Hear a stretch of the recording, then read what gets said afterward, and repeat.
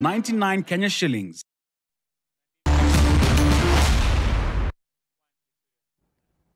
Right, welcome back. Now, as I'd mentioned at the beginning of the show, we had told you that we are hosting a very special guest, and that is a FIFA Elite accredited referee, Peter Waweru. James Okabi, you said he's a professor of mathematics. I'm just interested in finding out which came first, where.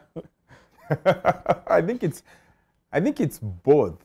I think they are concurrent. Yes. Yeah, because it's not just mathematics. Yes. It's applied mathematics. Applied math. I'm not sure what's the difference between maths and applied mathematics. Yes, but I think they both grew with each other because he's a Maisa boy. Yes. So I think they've always gone hand. But why are we guessing? Why don't we ask him? Yes. Which one came first? I would say that mathematics came first, but I was still playing football when I was in the university. I studied at JKUAT from my undergraduate all the way to my PhD. So during that time, I was still playing football, and I was pursuing the academics. Then when I finished my PhD, that is 2013, that's when now I went full blast to refereeing. Yes. What position did you play? I was an excellent goalkeeper. But I'm sure. Should you ask your record? Yes, I have good record, especially in conceding. Oh, in conceding. Yes. But all in all, so yes. What made you decide, okay, leave goalkeeping aside, let me go into officiating? Physically, I'm not well gifted. So, yes. And you look at international level, goalkeepers are big. You saw Mendy some few minutes ago, how they are giants. Yes. So I felt also I was growing older. Okay, so if you have not yet played for the national team, or the let's say national team at 24, 25, I thought that curve may not go very well. So I decided to change. So I was thinking either coaching or refereeing, but I was still physically strong. So I decided to go to refereeing. Peter, you've arbitrated in many tournaments. I think the big ones are the Africa Cup of Nations, the FIFA World Cup for under 19, and you could have actually been in Qatar. What happened? It's difficult to answer, but you know Kenya is still suspended. Yes. So unfortunately, I could not be able to travel because Kenya is still suspended, and as far as FIFA is concerned, none of the Kenyans, because as a referee you travel as a Kenyan. Okay, you don't travel as an individual. So the first thing they say, Kenyan referee Peter Waweru. So I would not have been able to go, but when I know future, God will open opportunities. What's the hardest bit about refereeing? A referee basically is a judge. And you can be assured no one is always happy with the decisions, especially if a decision goes against you. So whenever maybe you consider penalty, the referee, according to you as a defender, you will be feeling he is unfair. The attacker will be celebrating. But some few minutes later, when he concedes also, ends up looking also as if the referee is unfair. So I would say what is the most difficult thing in refereeing is players accepting your decisions. Okay, selling your decision is not easy. But when once you have gotten used to it and you have gone up to the high level, then you just a normal job and you're able to move on. Peter, the World Cup is ongoing right now. Yes. Of course, you said that you would have been there. What should we expect in terms of refereeing decisions that are going to be made? I know technology is going to be a very critical thing because it's about 129 in total match officials, including central referees, assistant referees, and the video match officials. The major thing that people are going to, even the major talking points, will be the VR. I am an official VR, so even at AFCON I did a game as a VR. So the major game changer totally is the VR.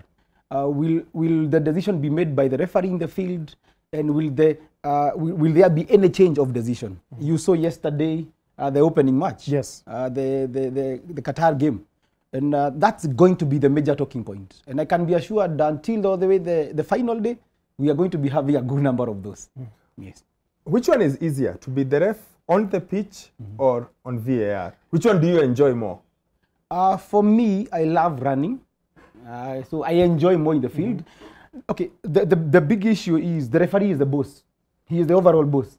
He is the one in charge. So personally, I enjoy more of refereeing in the field. But there are also our colleagues who enjoy more in the video room. Okay, so but the more pressure is on the referee in the field, because basically you don't want to be making mistakes. You don't want to be the one going to review the incident.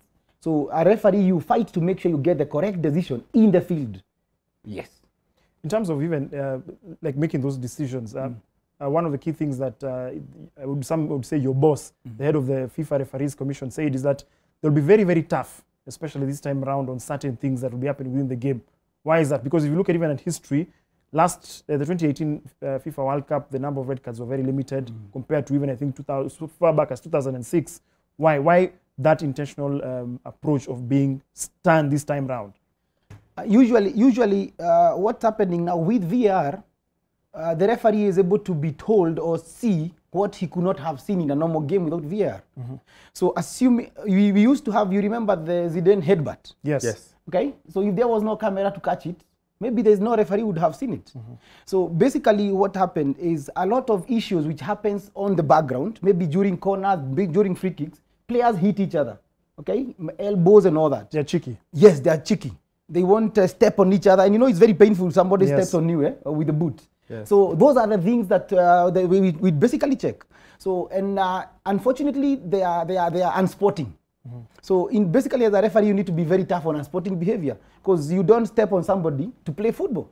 So that is why you have to be very tough on them, so that you also make the game more enjoyable. Also to reduce the injuries. Is technology good or bad? Where do you lean on VAR? Of course, you're a ref, so probably you're going to say pro VAR, but some people feel like it's removed something from the game. The fact that if someone scores a goal, they can't celebrate. They've got to start to celebrate, then wait, then finish, and then continue. Or like yesterday when Ecuador, they score, they celebrate, and then they stop, and then they are told, no, it's not a goal. I would say for me, I think technology is perfect. Why am I saying that? You can remember maybe a World Cup in South Africa where England had scored a goal and... Yes, Frank Lampard, England you versus remember? Germany. Yes. And that was the birth of VR. Those are one of the issues. So if you are the team which is losing and you miss such an incident, then you will feel bad about the technology. So personally, I feel the VR is bringing a different emotion. So what happened yesterday, they scored, they celebrated, very happy, and then offside. Oh, okay, good. But now we are going to have a different emotion, yes, which is going to be very interesting. A player will score, assistant referee will raise flag, so he will not celebrate. All of a sudden, the VR checks, confirms it's a goal, and now players now celebrate from there.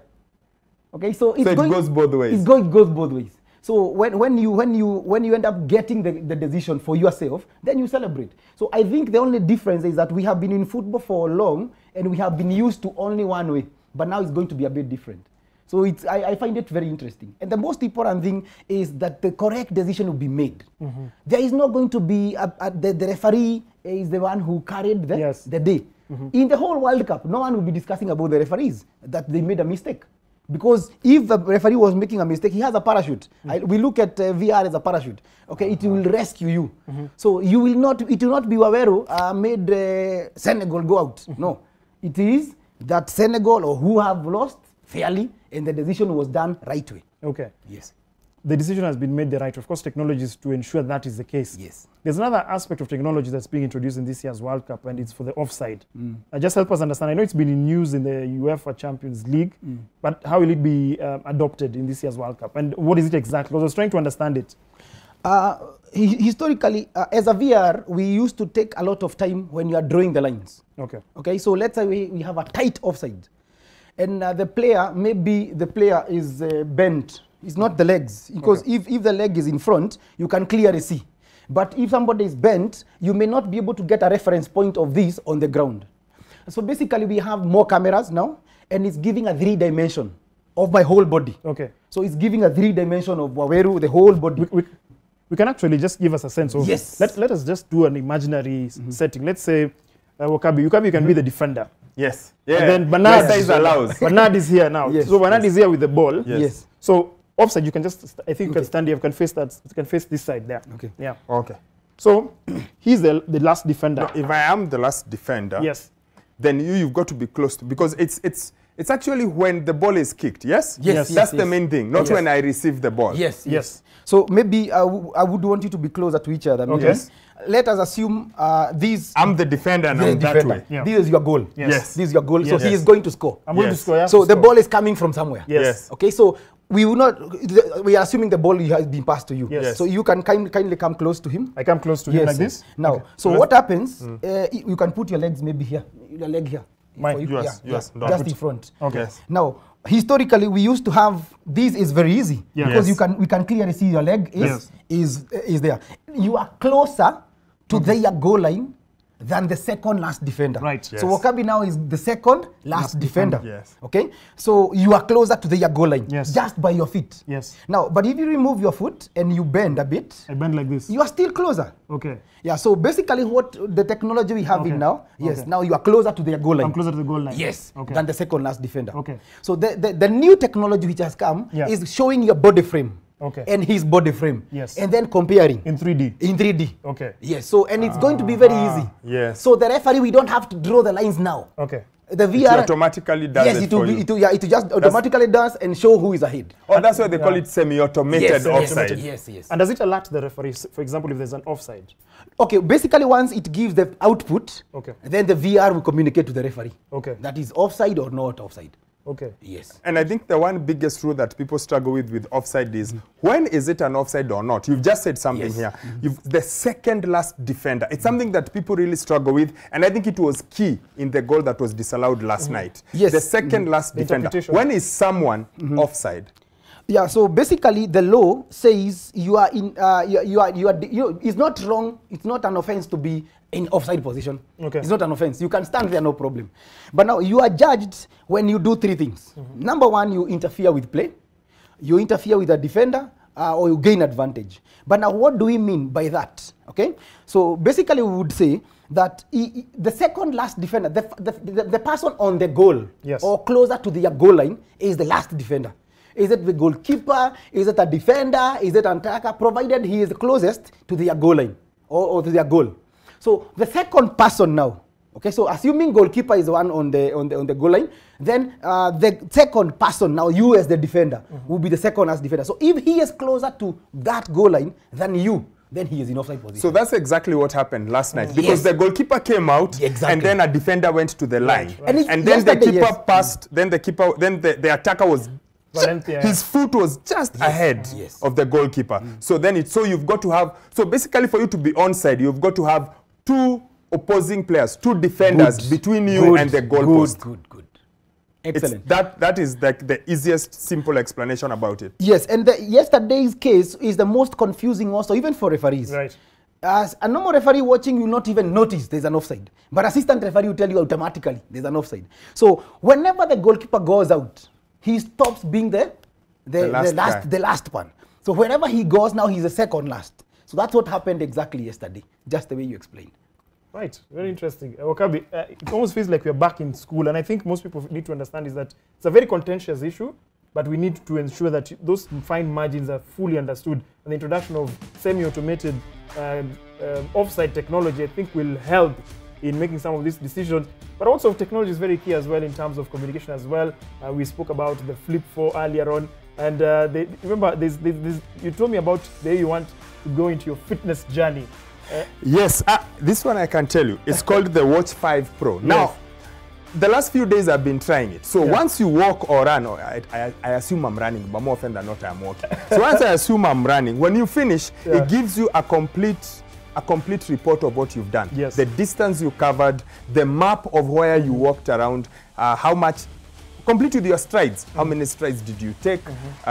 Were you slow? Were you fast? Right. What do you need to correct in your stride? Are you running too low? Are you lifting your feet up?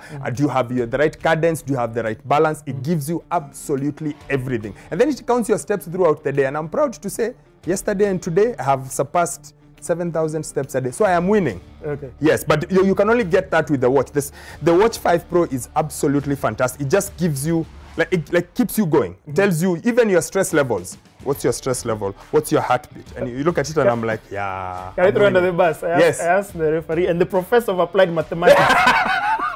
Is he massaging his figures for steps? I think he's doing well. He's doing well. No, 7,000 is not hard. If you run 4 kilometers, that's like 4,600 steps. And then you walk around the rest of the day. You're just about getting there. The catch is to do it every day because at the end of the day, you are dead tired. But then the watch reminds you, you need to take eight glasses of water. The watch is telling you, all you have to do is set it. Then it keeps reminding you, 1 more, 2 more. Fantastic. And you can get it, again, like we said, it's Black Friday, which means you have a chance to get it from now until the end of the month. 10% discount.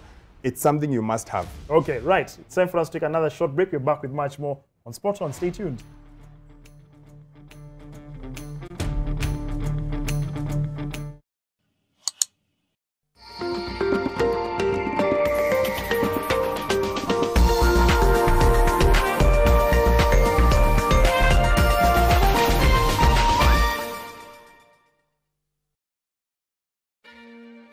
To my fans, just a little more time, not wasted, well spent. Just a few more changes. I want you to love it. It has to be perfect. Perfect for you. Every time. The purest artistry guided only by passion. And the creative's mantra, when it's right, I will know. It takes time sometimes because it has to be perfect for you every time. Neshinsky, keep walking. Oh yes, ukiniona juu ya punda unajua niko wapi? Niko maeneo ya Rongai Massive. Twende tukatafute duka ya Benjamin. Twende tracker. Duka ya Benjamin niko wapi? Unajua duka ya Benjamin niko hapa mbele? Aya sawa. Twende tracker. Twende. Benjamin. Umejitoa. Na wewe ni size yangu kabisa. Hebu ni hug nisikie hiyo kifua kama ni ya ukweli.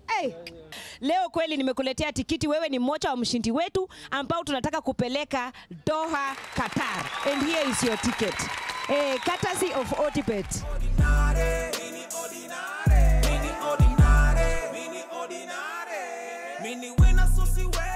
You might be the next winner. You might be our next winner. Kwa hivyo endelea kupet na sisi hapa Otibet and you stand a chance of winning a ticket to Qatar Doha. Rusungu mwana of Qatar Doha.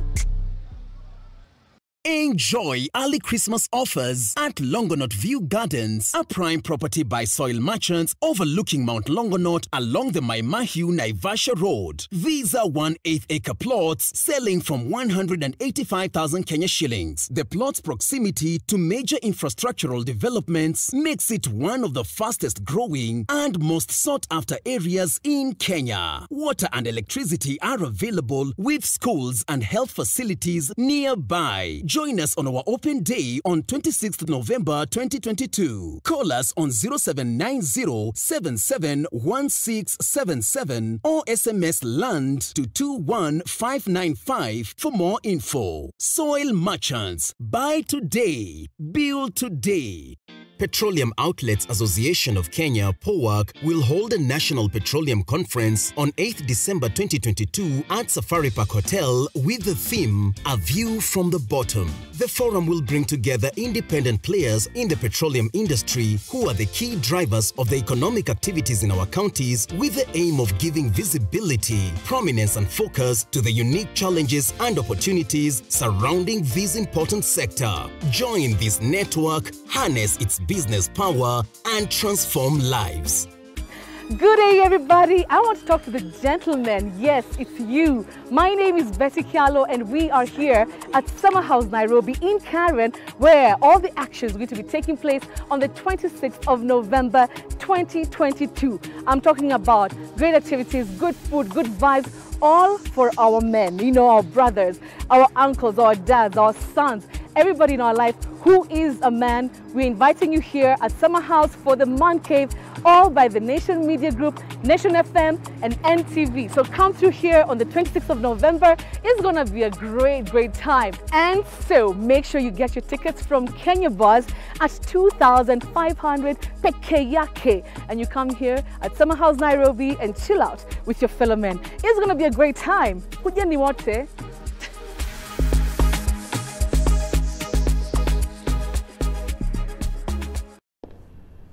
Words can only get you so far. My tasting notes for Black Label are as follows.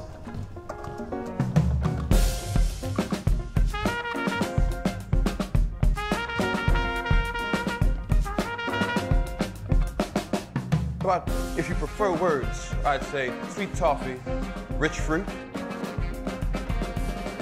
finished in smoke.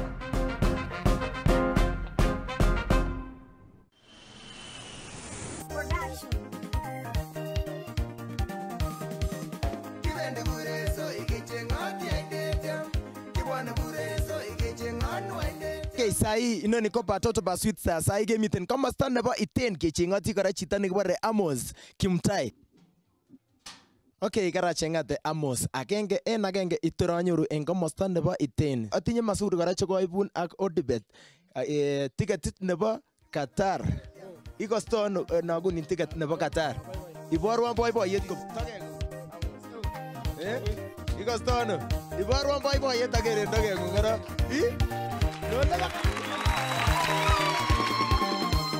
Okay, ogilge missing ochesan kora en kampunit noton nebo Odibet. Asonyoru kora tikitit endi olimpo Qatar. Kibwone paka korengung yegilge yechesan.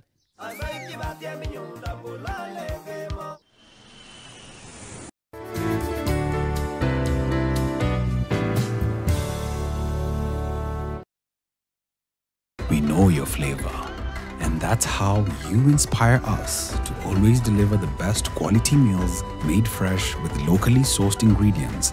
Galitos, bold African flavor. Get the Galitos Hot Box and a 500 ml Coke soda at just 699 Kenya shillings.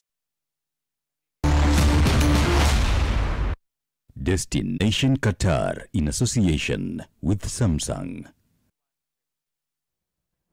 Right, welcome back to Sport On.